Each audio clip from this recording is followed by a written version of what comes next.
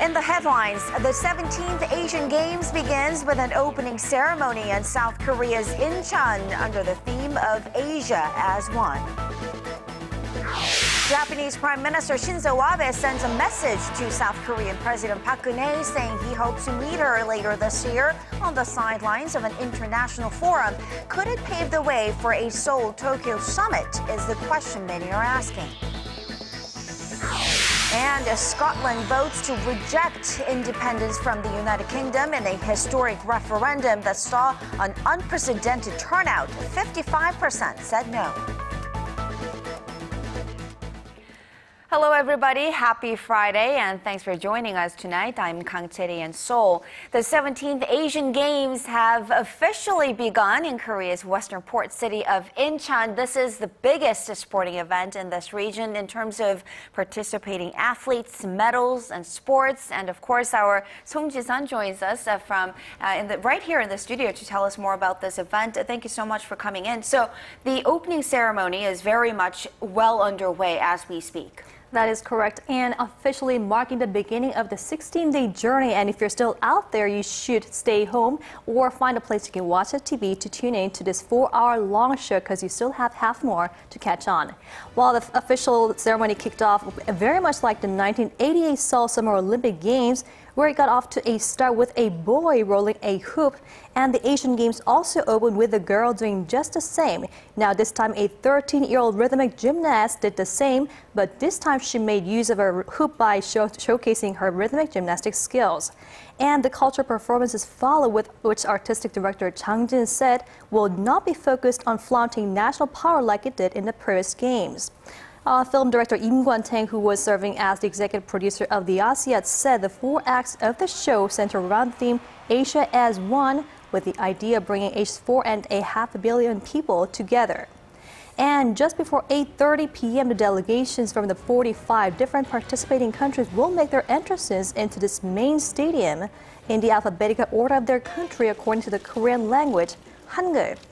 Well, that makes Nepal the first country to be entered, and the host country South Korea will be the last, with Japan, North Korea, and China coming consecutively, following their Korean names as Ilbon, 조선민주주의인민공화국, and 중화민공화국. All right, so these are the things that we know at this point about the opening ceremony, but we still don't know who is going to be the torchbearer. Right, the final torchbearer is still under veil, although rumor has it might be the actress Lee Young-ae, who was starred in a Korean drama featuring Korean food, which was a daejanggeum, but we won't be sure until 9:30, where will be highlighted by the final torch when it makes home at the main stadium. And of course, we're watching the Team Korea and its athletes. So who do you think we should pay attention to the most? Well, among some 9,500 athletes who will be taking part, let's take a look at Korean athletes who will be making a big entrance here at the Asian Games. Now, these figures released just a day ago. According to this poll conducted by PMI, rhythmic gymnast Ho Hyun-jae was voted as the star athlete who most people think will shine the brightest at this Asian Games. She actually came in 5th at the 2012 London Olympics and 3rd at the Asian Games in Gwangju 4 years ago, but will be hoping to win this time around to become Korea's first ever gold medalist in rhythmic gymnastics here at home. And for someone who's already raked in a dozen medals at the Olympics and the Asian Games together, Marine boy Park Tae-hwan came home with 3 gold medals each from the previous 2 Asian Games. In fact, he will be competing at a venue that's been named after him, which sets the bar even higher for the fans who are waiting for more medals and even new records, too. All right, so we're certainly watching those, too. What about some of the events that you think that we should be paying attention to the most? Well, for some sports like men's and women's football, the preliminaries has already kicked off last week. And for those events, Korea is shooting for gold medals in both events. Take a closer look at sports and their events starting this Saturday, which is tomorrow, and the first day of the real competition. Korean athletes will be looking to snatch up at least half of the 18 medals up for grabs, from shooting to fencing. Now, the first medalist from Incheon 2014 will be designated before 9 a.m. tomorrow morning in women's 10-meter AR pistol. Then also come Park Tae-hwan's turn in the 200, 400, and 1500-meter freestyle races in the coming days. Also keep an eye out for Team Korea's baseball team, which is hoping to defend its title from Gwangju 2010. And the final for baseball is set for Sunday the 28th of September. And all events will be wrapped up before the closing ceremony on 4th of October at the same venue where the event opened. And until then, you'll be very, very busy updating us, me, the team, and our viewers. Thank you so much for that report, Susan. And hope you guys stay tuned as well. Of course, we'll make them, right? And staying with the Asian Games, hosting any large international sporting event has its economic pros and cons. But as our Kim Hyun-bin reports, organizers of this year's Asian Games are confident that the city as well as the country will come out on top in the end. The eyes of Asia's 4.3 billion people will be on Korea's western port city of Incheon this Friday, as the 17th Asian Games kick off with what promises to be a grand opening ceremony. Korea's third hosting of Asia's premier sporting event is one of the most expensive yet, with the central government and the city of Incheon laying out over $4.7 billion on infrastructure and road construction alone. But the general feeling is that it's going to be worth it. We expect the Games to have a very positive effect on the local economy and the city. The Korea Institute for International Economic Policy says it'll have an economic benefit of $12.5 billion and create around 270,000 jobs. It'll also help us boost Incheon's brand value. So, in certain ways, everything is looking great, but ticket sales are worryingly slow. With less than a day before the Games officially open, only 10 of the 36 gaming categories have sold out. Only around 60% of tickets for Friday's opening ceremony have been sold. Ticket sales for the actual sporting events are lower, as sold-out events are generally taking place in smaller venues. Organizers will be hoping they aren't left with tens of thousands of empty seats during events in the large stadiums, such as the athletics. They say that while sales are a little lower than average, low ticket sales are to be expected during the Asian Games, as opposed to an event like the Olympics. It goes without saying that ticket sales for different sports vary a great deal. When popular Korean athletes are involved in events like swimming, gymnastics, and badminton, tickets sell out super quickly. But it's obviously much more difficult to get many people to come to less recognized sports like sepak takraw and kabaddi. Organizers say they expect ticket sales to pick up steam once the Games officially open, and are already reporting a pickup in recent days. Kim Hyun-bin, ARIRANG News. For the latest in news that impacts Korea and the world, join Kang Chae-ri for a lively half hour that covers politics, business, international news, and much more. Live at 8 every weeknight on ARIRANG TV. Human Rights Council headquarters in Geneva on Thursday, finding ways to persuade. Strained ties between South Korea and Japan have kept the prospect of a bilateral summit between the neighboring countries very slim. But will a letter from Tokyo help warm things up? President Park sat down with a Japanese envoy in Seoul today who delivered a message from Prime Minister Shinzo Abe. Shin Se-min has the details. President Park Geun-hye said she hopes Korea and Japan progress toward future-oriented relations. Her remarks came following a personal letter from Japanese Prime Minister Shinzo Abe expressing his will to meet with the Korean president in the near future, a move seen as a step by Tokyo aimed at repairing relations strained due to historical disputes. Delivered by former Prime Minister Yoshihiro Mori, the message reportedly conveys Abe's hopes for a summit with Park, possibly in November during the APEC leaders meeting in Beijing. On the same day in Tokyo, senior officials from the two countries discussed ways to resolve Japan's wartime sexual enslavement of Korean women. The meetings are the latest in Korea's demonstration of flexibility for talks with Japan. Seoul and Tokyo are fine-tuning plans for a strategic dialogue, the first since President Park took office. Vice foreign ministers from the two countries are expected to meet in Tokyo early next month to discuss a wide range of pending issues. Foreign Minister Yoon Byung-se and his Japanese counterpart Fumio Kishida are also looking to meet at the United Nations in New York next week.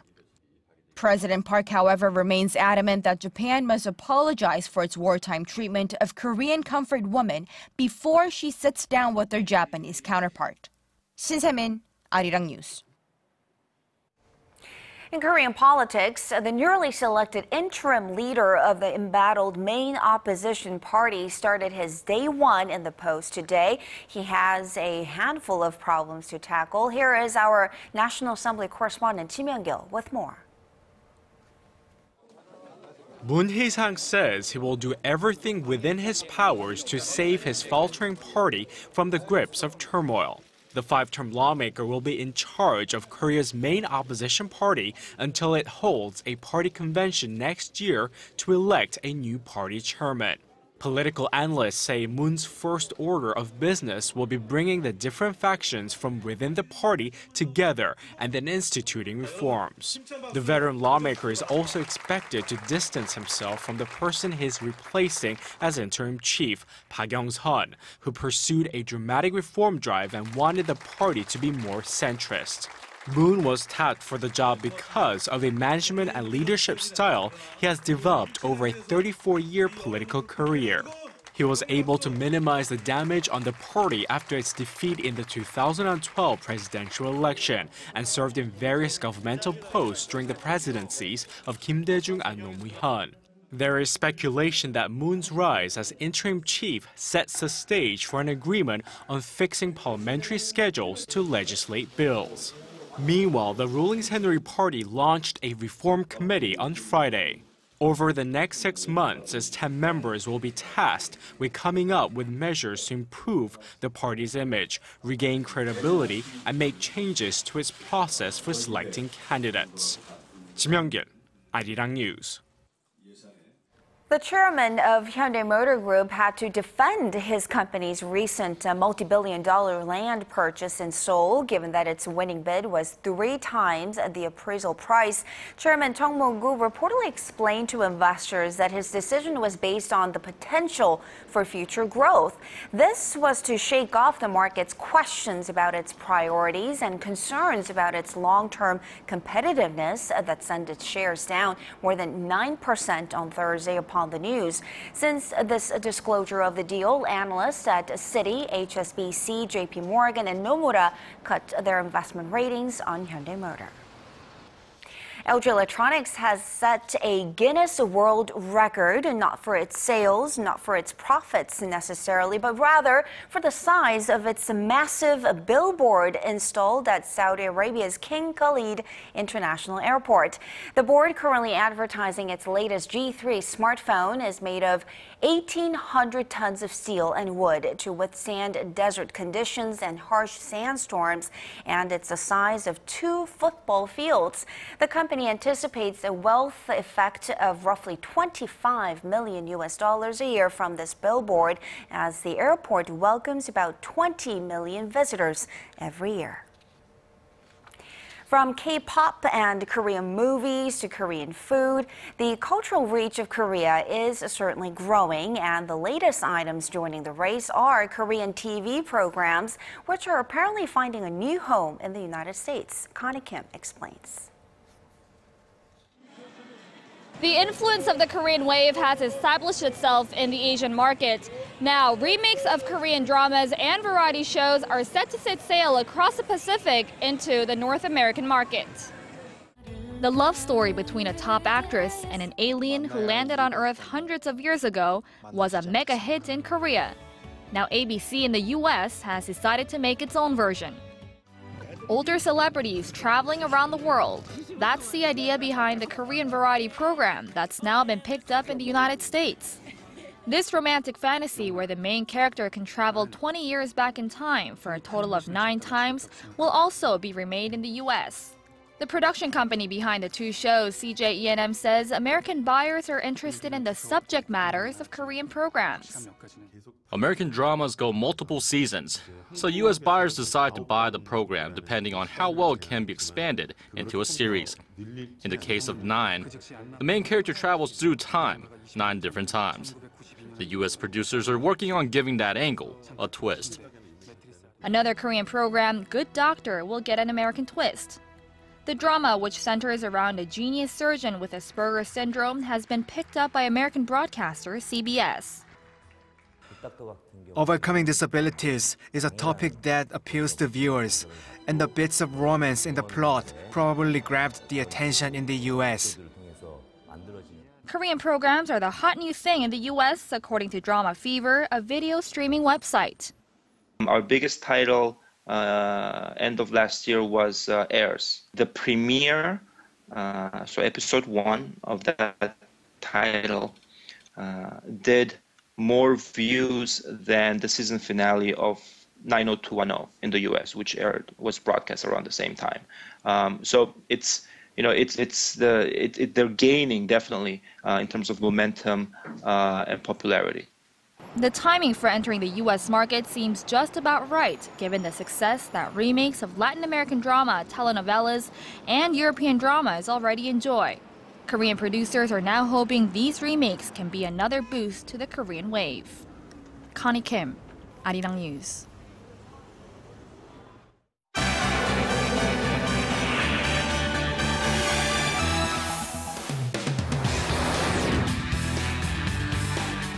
The final results are out, and Scotland has voted to stay in the United Kingdom in what's described as one of the most significant moments in the country's democratic history. And for more, Paul Lee is joining us from the News Center. Paul, all the votes have been counted, and it looks like the Scottish people have spoken with a clear and unified voice. That's right, and citizens across the UK breathed a sigh of relief this morning when the No campaign won by a margin of 10 percentage points to reject independence. That's a sizable lead when you consider the early polls going into this landmark referendum saw a near split down the line. Although this vote was struck down, leaders from both sides say change is coming to Scotland and even across Britain. Our Kim In-ji has this story. It's a no. Scotland has voted to remain part of the United Kingdom in a historic vote. With all ballots counted, the no camp won 55% of the votes, leading the nationalists by about 10 points. Only 4 out of 32 districts, including Glasgow, Scotland's largest city, voted yes, but it wasn't enough to turn the cards. British Prime Minister David Cameron said he was delighted that the UK will remain as one.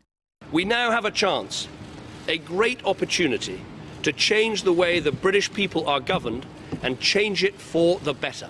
The Prime Minister promised to devolve more powers over tax, spending and welfare to the Scottish Parliament. So what does a vote mean for relations between Scotland and the UK? Everyone hopes that things will revert to normal, as it were, friendly relations after this. There are bound to be some resentments. But one of the great concessions made to Scotland is more power over their own finances, taxation, spending, welfare and so on. So long as that's delivered, which is by no means certain, but if it is delivered, I think things should be fine. IB Times political editor Nick Asinger added Scots, in a sense, get the best of both worlds as nationalist leaders got one of their main demands for more power over state affairs. He said although the yes camp lost the independence vote, they've won a lot of extra powers they would have liked. Kim In-ji, ARIRANG News. And turning now to the Middle East, Paul, the Islamic State group has released a new video on the internet purportedly showing another British hostage. We've seen several of these videos emerge, sparking international outrage over the past month. What did the group have to say this time? Well, the fresh footage unveils a British journalist named John Cantley, who was abducted by the jihadist group 2 years ago in Syria. He makes clear that he is a prisoner and that his life is hanging in the balance. This as the U.S. continues to carry out a supportive role in fighting off IS militants across Iraq and Syria. Our Park Ji-won has more. A new video released by Islamic State militants on Thursday shows a British journalist who was captured in Syria in 2012. John Cantley, dressed in orange and apparently under duress, takes aim at the British and U.S. governments. Seeing as I've been abandoned by my government and my fate now lies in the hands of the Islamic State, I have nothing to lose. For the next few programs, I'm going to show you the truth as the Western media tries to drag the public back to the abyss of another war with the Islamic State. On the battlefield, the U.S. conducted an airstrike targeting IS training camps in Iraq on Thursday. It was the first strike not directly related to supporting Iraqi or Kurdish forces and came on the same day the U.S. Senate authorized support for the Syrian opposition in their fight against IS. Secretary of State John Kerry says the U.S. plan to counter the threat is coming together thanks to allies like France. President Hollande has announced that he has authorized for France to provide airstrikes in Iraq in response to a request from the government of Iraq, and we obviously welcome that public announcement. That's one of the countries that we've been counting in our list. The U.S. is ready to strike the militant group in Syria as well. Targets have already been mapped out. Military officials say they are now just waiting for the president's authorization. Regarding a CNN report that there might be a Korean member of the Islamic State, Korea's National Intelligence Service said that was impossible to verify. But the intelligence service did add that if there were any Koreans in the group, they might be North Koreans, considering the close relations between Damascus and Pyongyang. Park Ji-won, ARIRANG News. And shifting to the biggest news on Wall Street, China's e-commerce giant Alibaba is set to go public on the New York Stock Exchange in just about a few hours from now. Investors are buzzing around this IPO. Give us the details. Well, analysts say demand has been overwhelming as Alibaba finalized its initial public offering at $68 per share, the largest for a U.S.-listed company in history. It will make its debut on the New York bourse when trading kicks off on Friday morning local time under the ticker symbol BABA. The record-breaking IPO places the Chinese firm's market value at $168 billion, ranking it in the top 40 firms in the world. I think that the stock easily will open in the mid-70s. It's certainly possible that it does open around 80. With the amount of shares that are going to be outstanding, which right now is still a little bit of a moving target, about $81 would give Alibaba a $200 billion market cap. China's largest internet company accounts for nearly 80% of all online sales in the country, but investors are wary over whether Alibaba has what it takes to compete in the U.S., especially against established brands such as Amazon and eBay. And turning back to Asia, smoky haze has blanketed Singapore, with government officials warning residents to stay indoors. This is one of the most pristine city-states in the world, known for its natural beauty. What's going on? Well, Singapore's National Environment Agency is blaming a shift in wind patterns that brought a wave of thick smoke coming from forest fires on Indonesia's Sumatra Island. The agency said air pollution rose to unhealthy levels across northern and southern Singapore on this Friday. Many living there are reporting of suffocating conditions leading to symptoms like coughing and irritated eyes. However, some residents say the haze is still bearable. I think the haze is still okay. It's not as bad as last year, but I think it will be worse. And I can feel like some of my friends are already sick because of the haze, like they have cough and sore throat. But compared to last year, this is not that bad. Officials say relief is on the way with rain in the forecast over the next 4 days, which should help with the amount of pollution in the air. Singapore has also been trying to rein in companies that contribute to greenhouse gases, regardless whether the companies operate on the island, though it remains to be seen how the new measures can be enforced. Charity? We all remember how we dealt with fine dust here in Korea as well, right? Thank you very much for these stories, Paul, and we'll see you back here in just about 2 hours.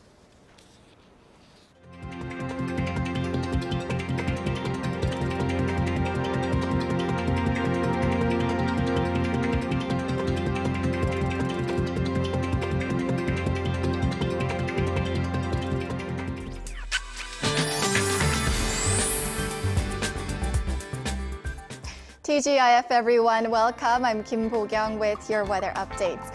Now, autumn is finally here and the weather these days is absolutely perfect for spending time outdoors. Speaking of which, Korea is famous for its beautiful coloring of the leaves, and Mount Seorak will reach its peak at around October 18th and Mount Bukhan October 28th. This morning, Seoul began the day at 14.9 degrees, which is the lowest yet this season, but numbers quickly rose to the high 20s. Now, keep in mind that this big gap in temperatures from day to night will continue. Also, those of you down south may get showers through tomorrow morning. Now, weather over in Incheon looks to be breezy and sunny tomorrow, perfect for the Asian Games. Taking a closer look at tomorrow's ratings, Seoul will mix it to 29, Daegu and Gwangju 28. On to other places, Daejeon hits 28, Jeju, Dokdo and Mount Kumgang 24. That'll do it for this hour. Have a wonderful rest of your Friday evening, and I'll be back with more updates after 10. All right, thank you very much, Po Kyung, and we'll leave it there for now. Thanks for watching.